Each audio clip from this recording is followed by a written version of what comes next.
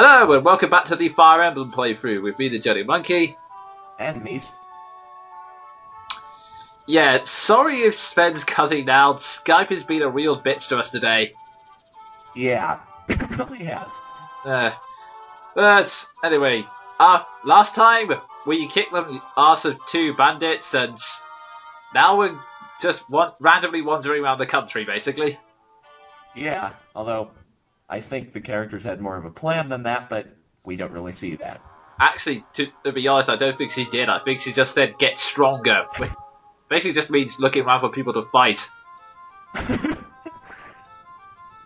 Wow, that makes sense, doesn't it? Yeah, typical anime logic. Anyway.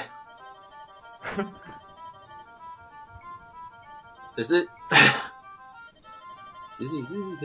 Sorry, I'm distracted by the music for the moment. Well, the music is kind of notable. Yeah. This news did have some good music, and oh boy. Dear. Yeah, this is Sven. He's a cavalier and, unfortunately, a flirter. Yeah, a womanizer to the nth degree. Oh god, yes. I think he's so sorry.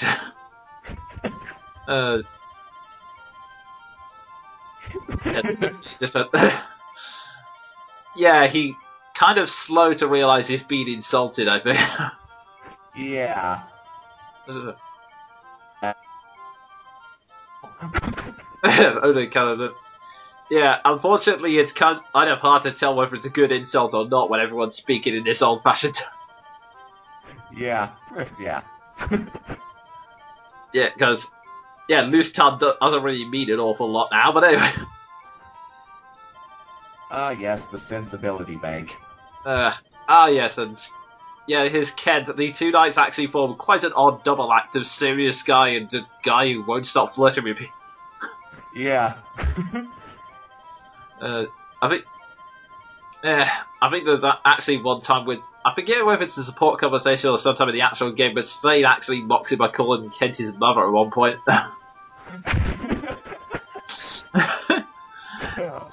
Oh dear.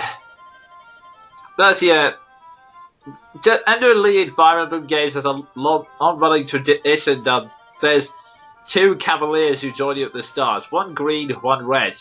Although, oddly enough, these 2 kind of mix up the tradition a bit, because the red one's meant to be power and the green one's meant to be speed-based, and this, for some reason they swapped it around in this game. I don't know why. Maybe they just wanted to confuse long-time players, I don't know.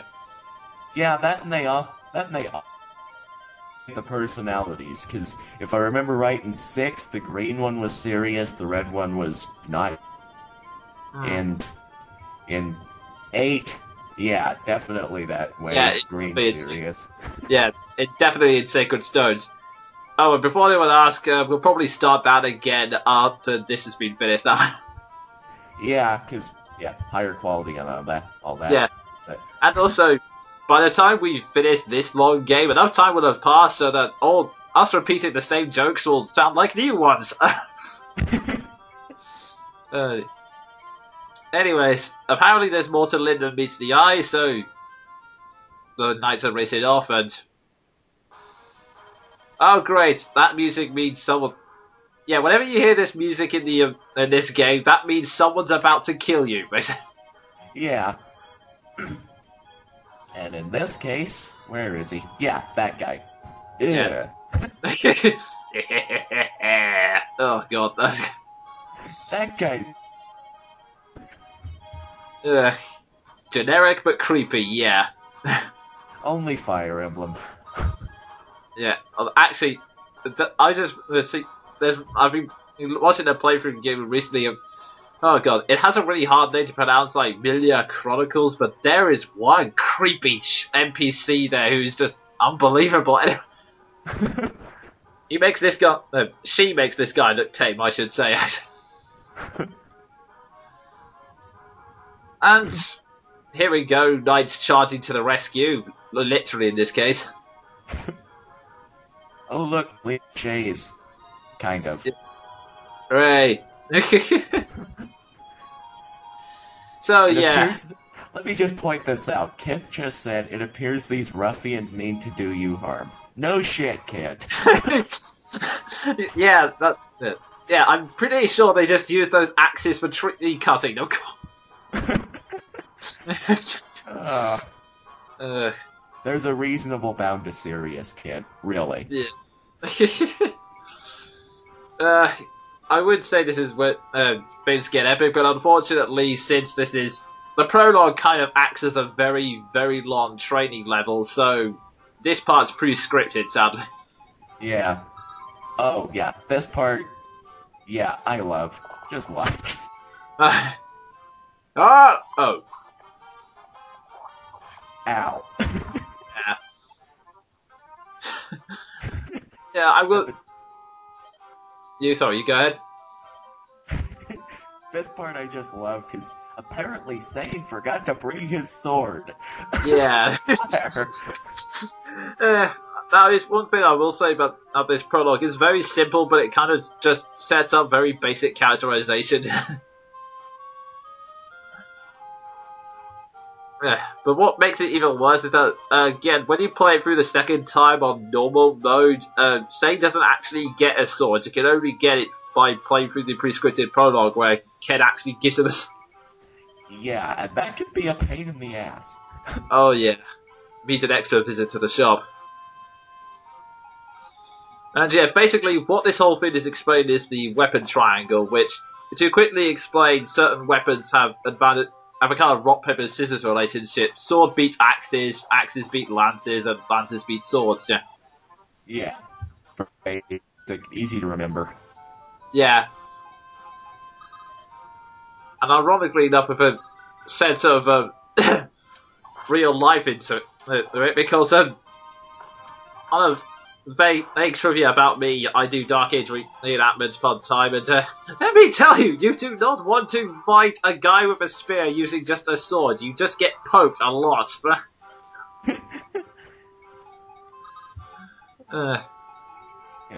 Oh, yeah. And the characterization continues.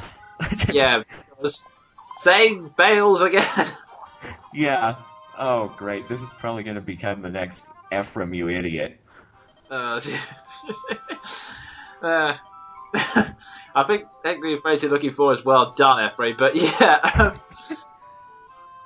Hopefully Sane will be able to make up for this. It's just here he's kind of just used as a laughing stock to explain that, yeah, you have to watch out for terrain in this game as well. Yeah. You're gonna go first time. Yeah. To explain, every single tile has a bit of terrain on it, and then there are certain tiles like the forest tile and mountain tiles, which adds to your character's avoidance, which means they won't get hit quite as often. Yeah. As illustrated here. Yeah, because he is awesome, and Sane apparently isn't. Well, who knows, maybe you'll make up for it in a later playthrough. So, keep watching, hopefully you'll see it, anyway. And that's probably the worst plug I've ever made. Anyway. And actually, that's something I've only just noticed here. The knights tend to go for headshots. Well, then again, that's the only thing they can aim for on horseback. That is true, yes. Since they're up so high, they might as well attempt to split someone's skull. And, yeah, one last moment of Sane being an idiot, just to explain the trading mechanic. Yeah, he even forgot to bring his healing mechanism. Damn, man, you really need to fix your memory banks. Oh god, yes. What makes it even worse is that I myself do something kind of silly here, because okay, yeah, trading mechanic is pretty simple. You trade items and then trade them on an area over to the next screen, hooray, and press B to stop trading. And you're supposed to use the item right now, but I don't use the freaking item. I just started it. I was supposed to heal Sane, but instead I've just left him out there, injured and alone.